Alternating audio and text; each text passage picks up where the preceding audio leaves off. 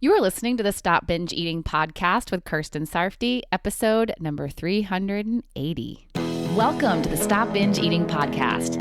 It's time for you to end your food obsession and begin feeling confident and in control around food.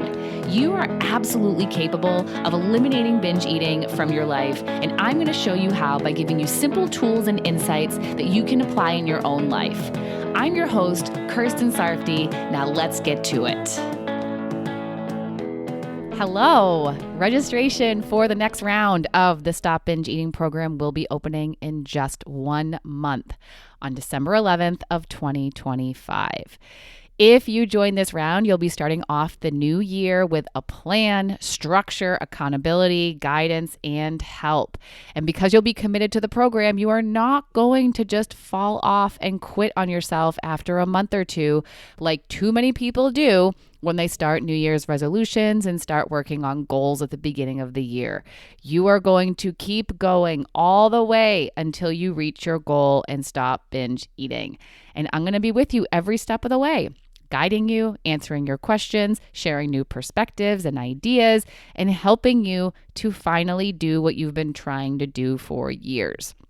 So if you're ready to make this coming year the year that you stop binge eating, then get on the wait list now so you can be notified as soon as registration opens on December 11th. Go to coachker.com/group to get on it. And if you have any questions that aren't answered on that webpage, you can email them to info@coachker.com. All right, now let's talk about the problem. When you're struggling with binge eating, you see yourself eating a lot of food. You might see yourself eating a lot of the same foods when you're binging or similar foods. When you're feeling an urge to binge, you might think of the same kinds of food each time. When you eat certain foods, you have a hard time stopping eating them. And also, there are certain foods that you've never binged on, never or rarely have a hard time stopping eating, and don't urge for. When you're seeing these kinds of patterns, it makes sense that you'd view the particular foods that you binge on as the problem, which is why so many people cut out, make off limits, or forbid those certain foods to help them not binge. That's exactly what I did for so many years. When I would get fed up with myself, I would sit down and make a list of foods that I wouldn't allow myself to buy. I'd list the foods I'd binged on recently and maybe add to the list some classic binge foods of mine too. That was my main strategy. I thought that if I didn't eat those foods, then I wouldn't binge. But unfortunately, that wasn't true. I still binged when I wasn't buying those foods because when I felt an urge to binge, I'd binge on other foods that weren't on that list. Then I'd probably add the foods I'd binged on to the list, but really, that wasn't going to stop me from binging again. I could end up making a list of 100 foods to not buy and still binge.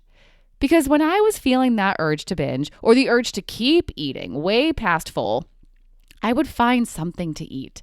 And it might have even been something that was considered healthy. And let's be real, many times when I was feeling the urge, I didn't care about my list anymore. I'd say screw the list and go buy the food. That list didn't stop me from binging, nor did it actually stop me from buying the food.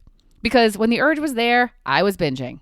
I wouldn't let anything stop me from binging.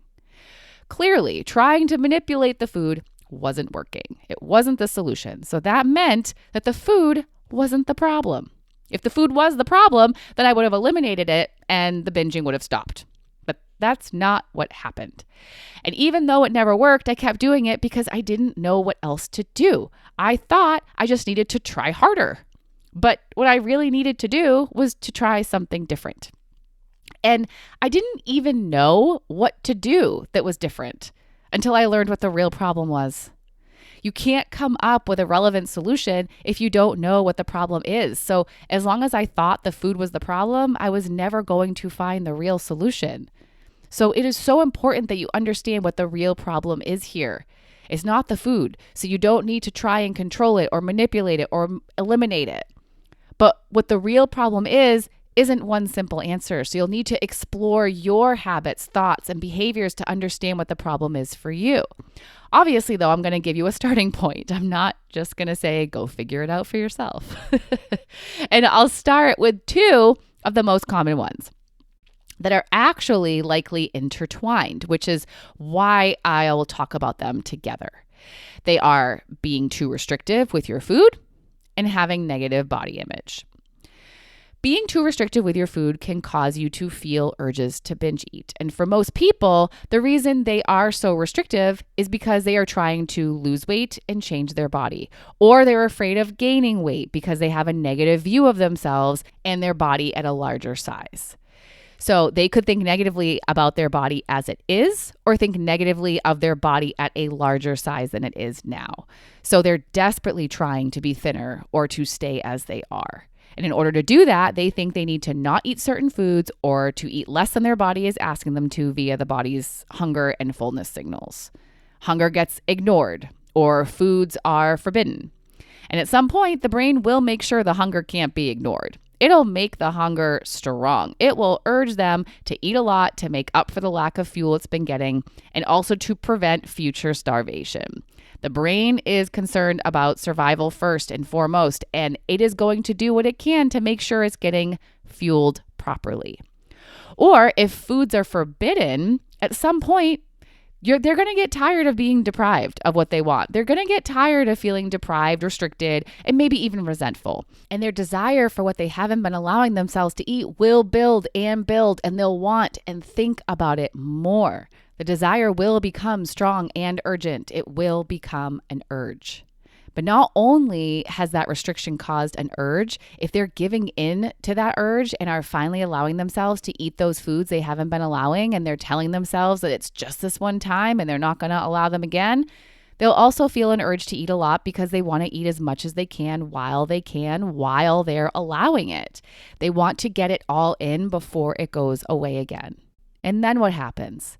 The binge affects their weight. So they panic because they're afraid of gaining. They're afraid of what it will mean about them if they gain. They're afraid of how their body will be perceived, not only by other people, but mostly by themselves. So they go back to being overly restrictive again, and the cycle repeats. The excessive restriction causes urges to binge, and the fear of weight gain or the fear of not losing weight and staying the size they are causes the excessive restriction. So if that's the problem for you, the excessive restriction needs to stop. But in order to be willing to do that, it's likely that you're going to need to do some work on body image and what you make weight gain mean about you and your body, and what you think about your body as it is now. Because if you're terrified of gaining weight or not losing weight, you're probably not going to be willing to be less restrictive with your food, especially if you think that having those restrictions is the only way to lose weight, or that if you don't have them, then you will gain. And I get why you might think that way. I used to think that way too. I used to also think that if I didn't count calories, then I would gain. And we think this way because it's what we've been taught by diet culture, but also we may have seen it happen to us. We've seen ourselves be more permissive with what we eat, and then we overeat or binge and we gain weight or don't lose. But when you're being permissive, is it after a period of not allowing for a long time? Because if it is, then of course you're going to binge because you have a buildup of deprivation and desire. And when you're being permissive, is it temporary because you're not going to be permissive tomorrow or any day in the near future? Then of course you're going to want to eat a lot of it now while you can. And when you're being permissive and are eating the food, are you telling yourself that you shouldn't be eating it, that it's bad, or that you're doing something wrong? Then you're not really being permissive. You are with your actions, but not in your mind. And in your mind is where it counts the most. What I'm talking about is unconditional permission 100% of the time, not going back and forth between allowing and not eating it, but telling yourself that you shouldn't. It's being in allowance and permission all of the time and never telling yourself that you're doing something wrong or bad when you eat certain foods. So you may have seen yourself binge or overeat when giving yourself permission to eat certain foods, but you might not be being permissive enough. So you're going to do it differently this time. You can be permissive and less restrictive and not binge and not gain and actually lose. Now, I'm not going to get into all of that here because this is not a weight loss podcast. This is a stop binge eating podcast. And just so you know, when people near the end of my program, we do talk about that when they're ready. But here, I'm going to say that forbidding foods and constantly denying yourself of what you want and ignoring hunger is not the only way to manage your weight, and it's definitely not the best way. But it is a good way to keep your urges to binge coming. So you might think that doing it is helping you, but if you really look at the whole story, it might help you for a bit, but then it backfires and you likely binge and gain weight back. It is so important that you recognize that being so restrictive isn't actually helping you the way you think it is. Now, as I was saying before, your fear of gaining or not losing can keep you in excessively restricting. So let's talk about why that fear is there. It's because of what you make it mean. So many people have told me that if they gain weight, then they are a failure. That's something they're afraid of being. And because they associate gaining weight with failing, they're afraid of gaining weight. People might also make other associations. If they gain weight, it means they're lazy, they're out of control, they're going to be unattractive. So many negative connotations. They might also be thinking that way about their body now, if it's not as small as they want it to be, which is why they fear staying at this weight. Because if they stay here, they make it mean they're a failure, lazy, out of control, unattractive, or something else like that. And this is all very likely tied to the views of our society. As a society, these are the associations linked to weight gain and bigger bodies. So it makes sense that they would think that way. If this is how you're thinking, it needs to change. You don't have to think the same way society does. And you can change how you're thinking because those associations are not facts. If you gain weight or have a bigger body, you are not factually a failure, lazy, out of control, or unattractive. You are a person in this size body. If you gain weight, it means you ate more food than your body required for fuel. That's all it has to be. You don't have to be mean to yourself about it, attack yourself for it, or make it into a morality thing. You can simply acknowledge the facts. And if you do gain weight, you can acknowledge why it happened. But again, without blaming yourself or being hard on yourself. For example, you went through a tough emotional time and didn't know how to handle your emotions, so you ate too much food. If that's what happened, have compassion for yourself. You didn't know what else to do. Don't hate on yourself for trying to help yourself through a tough time and for doing the only thing you knew to do to help yourself. And don't hate on your body for responding how it did to the excess food. When you stop making weight gain and your body as it is mean things they don't factually mean, you won't be so afraid of them.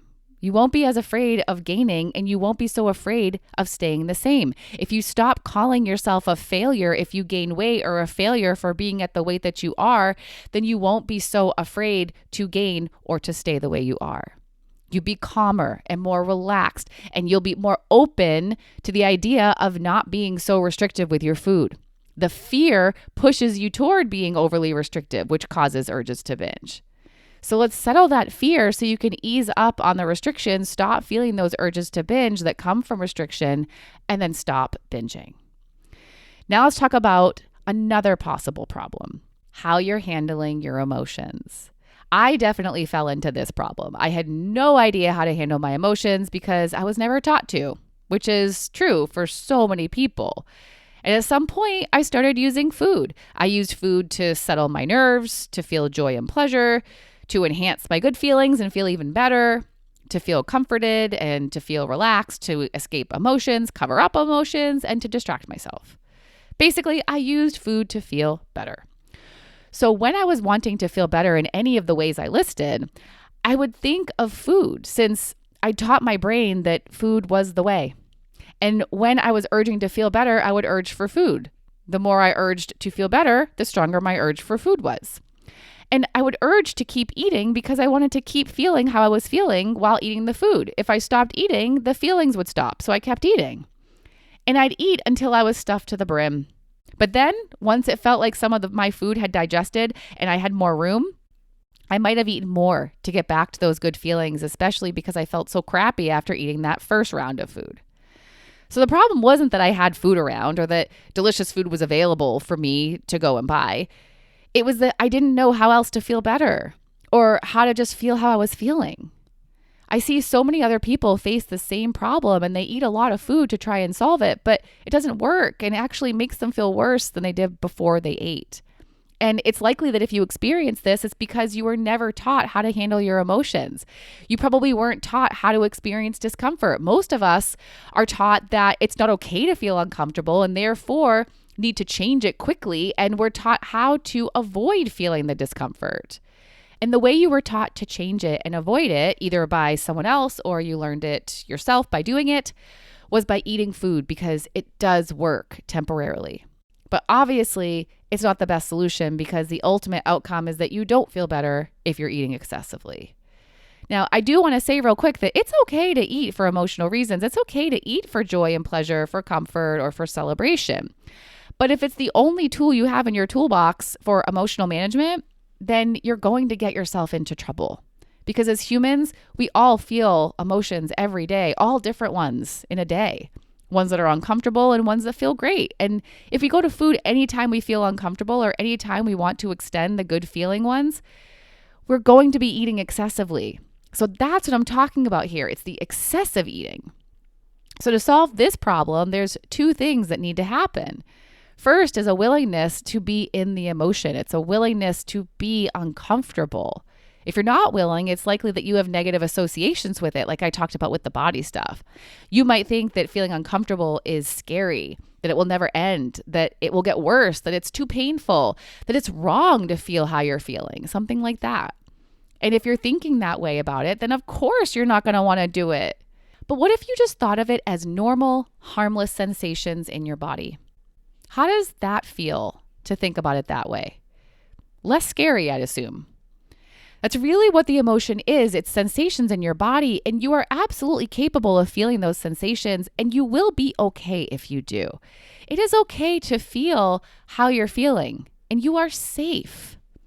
Then, once you're feeling it, rather than eating to escape or change it, the second thing that needs to happen is that you change what you're thinking. You feel how you feel because of what you're thinking. Your thoughts are what cause your emotions. So if you change what you're thinking, then your emotions will change.